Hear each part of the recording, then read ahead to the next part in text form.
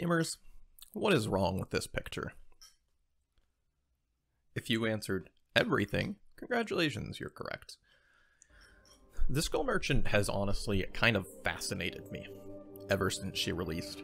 Because while she's easily the most hated killer in Dead by Daylight, she's very interesting to me in that I've played a lot of online games over the years, and it's very rare to find any character in a game who is such an absolute catastrophe in every single aspect of their design. It's genuinely remarkable how bad this character is from top to bottom. Most characters in any game there's at least something that's good about them, right? Like League of Legends, Yone. We all hate Yone, but I mean, at least he looks cool. His lore is pretty neat. I think it's cool how he's Yasuo's brother, and so his kit kind of mirrors Yasuo. Of course, his E and his R, especially his E, are stupid. But at least he has some things about him that are good. Valorant.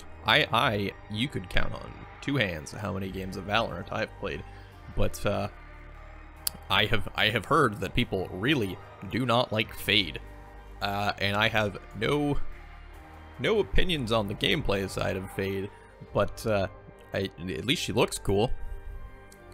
She's this like edgy goth mommy with this crazy dark magic going on, so her visual design is super neat. But the Skull Merchant, there's just nothing good. It's incredible, and I don't even want to use this video as like just completely dumping on the character. I mean, that's going to happen naturally, but it's like I want to examine, and I think we can learn from this debacle. A how not to make a character in Dead by Daylight guide, because she really is sort of the perfect culmination of everything you shouldn't do. So let's examine every aspect of this Skull Merchant and how she fails at everything.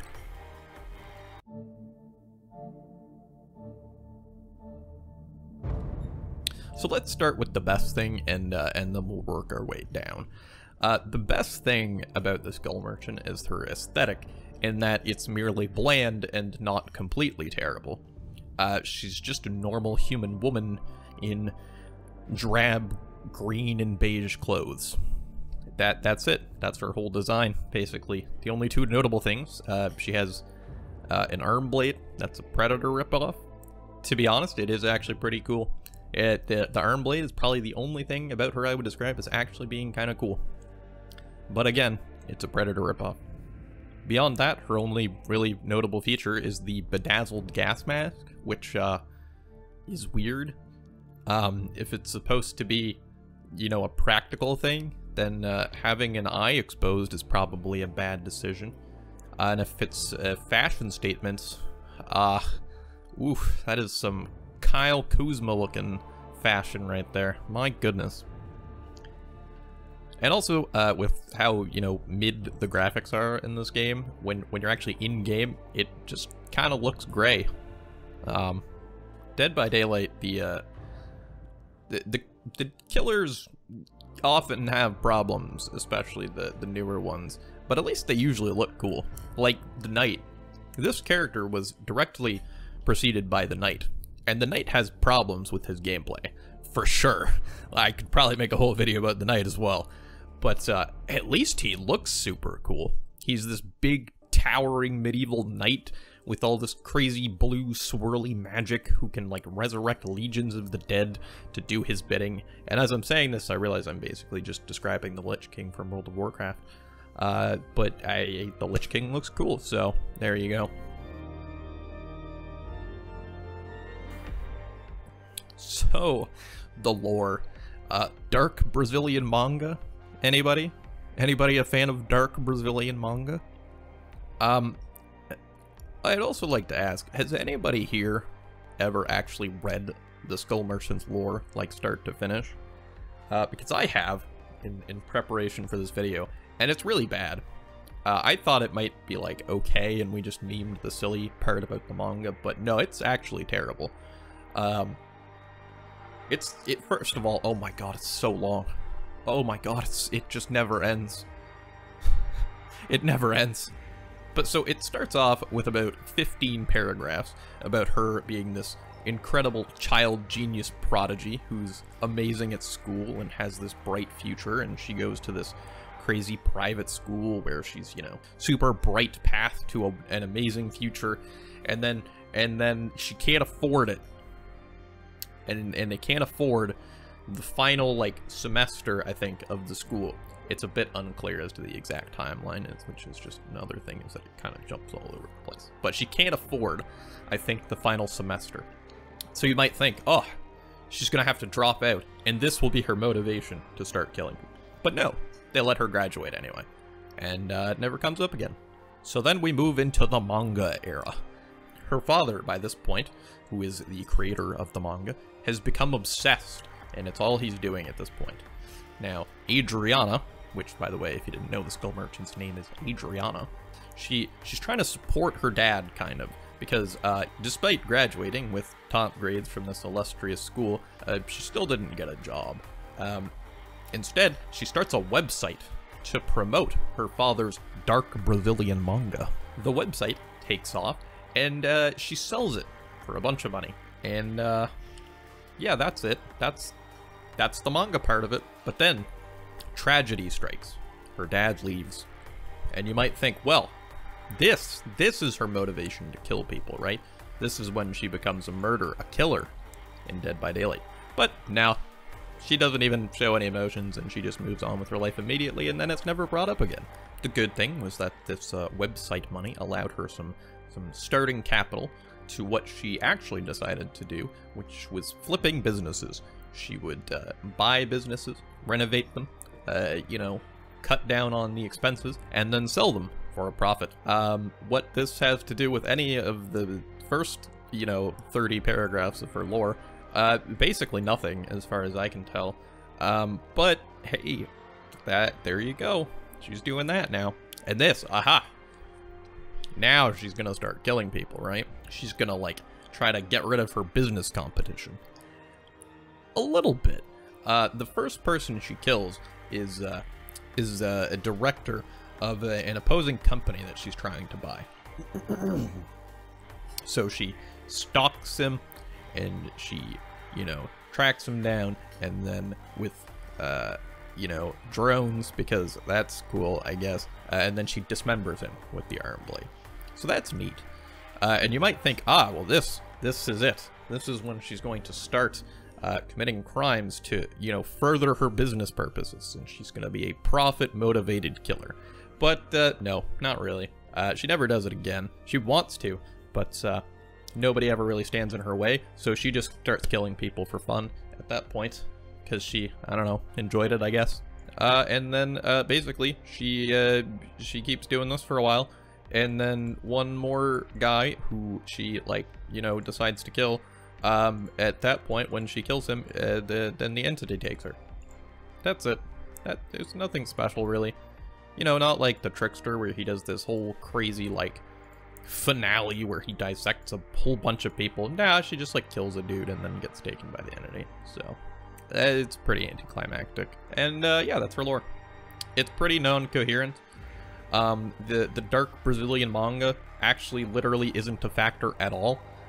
You might think, well, she was inspired by the manga to start committing crimes. But no, she was actually stalking people and committing crimes way before her dad even started writing the dark manga. At the time, he was writing this really happy manga about, where's the quote?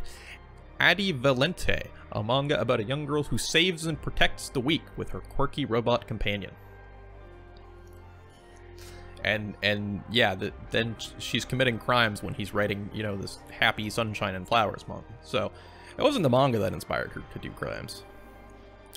Nor was it the leaving of her dad or the troubles as a child. Nah, she just decided she liked it. In fact, her dad could have literally done anything, because, again, it didn't inspire her to kill people. He could have been a Brazilian pizzeria owner, and it would have had the same effect, because she just made a website advertising it, and that was how she made her money. So, the manga will remain a meme. It's actually not important at all in her lore, though, turns out. Finally, I would like to read you just the last couple lines from her lore, just to make a point. As her victim collapsed with a thud, she turned to the young witnesses. Wrong place, wrong time. They broke into a sprint. She gave chase, her blades thirsting for more blood. The lush green of the trees melted into a thick black fog. Real life warped into something like sonjadores sombríos. A sick grin crept across her face as she rushed forward to begin a new chapter in her life. I would like to point out two flaws with this ending. First of all, she's just like a normal person who kind of enjoys killing people on the side, so I feel like she would probably still be freaked out by being kidnapped by a giant spider god in the sky. And second of all, a sick grin crept across her face implies that she was not yet wearing the bedazzled gas mask, which means it is the entity's choice to give her the bedazzled gas mask. And that, I mean, that doesn't actually, you know, impact much. I just think that's hilarious.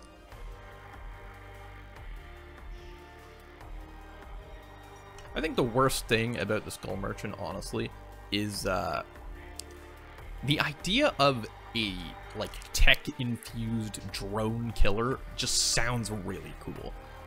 And they managed to completely ruin that idea. Not only is the execution bad, like her gameplay is terrible to play as and against, but even on paper, her power is the most boring possible way to execute this concept. She puts down stationary drones that monitor a little area. Like, they could literally just be like cameras. It doesn't have to be drones. And it would have the same effect. Like, okay, here's a cooler idea. She throws out a little drone, like an RCXD from Call of Duty, but it can, like, fly, you know? You pilot it around, and you can shoot little tracking darts at people, right? And once tagged, you can see their auras through walls, and, like, their action speed is reduced until they interact with something to remove the dart. This is literally just off the top of my head, but I think that already sounds cooler than the Skull Merchant's current power. So, there, she's saved. Stop! It has recently come to my attention that over 90% of the people who watch my videos aren't subscribed. Wait, what are you doing? If you're watching them, please subscribe. I work hard on these. It would mean a lot. Do it. Okay, on with the video.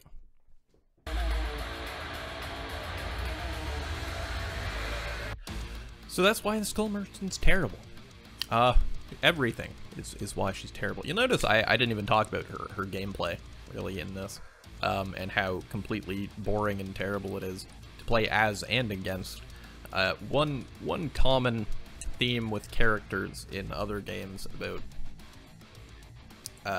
you know, the characters that people hate, like the aforementioned Yone, is that at least those characters are usually fun to play as.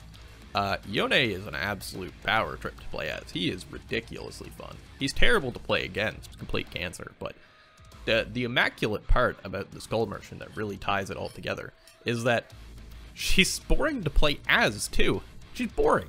She just throws down her 3 drones, and then she sits in them, and then the survivors kill themselves, and congrats, you've won the game without playing the game. I actually don't know how they could possibly rework the Skull Merchant without stripping away her core identity, which is being bland. And, by the way, can I just point out that the Skull Merchant is a stupid name, and her whole aesthetic when she's in the entity's realm, how she's the Skull Merchant, and she's wearing the bedazzled gas mask, and she's got all these, like, parts and monitors and stuff, and she looks like this kind of futuristic arms dealer. It is, as well as her name implies, she is some kind of arms dealer. The Skull Merchant. She sells things that make skulls. But no, she's just a businesswoman who likes manga. So I don't know why she's called that or designed this way. But I suppose, honestly, her being visually completely different than what you would expect from her lore just really kind of fits with how bad everything else is. So that's the Skull Merchant. She's terrible. She should probably be removed from the game. But at the same time, it's just fascinating to see how a character can be so bad in every single possible metric by which we can measure design.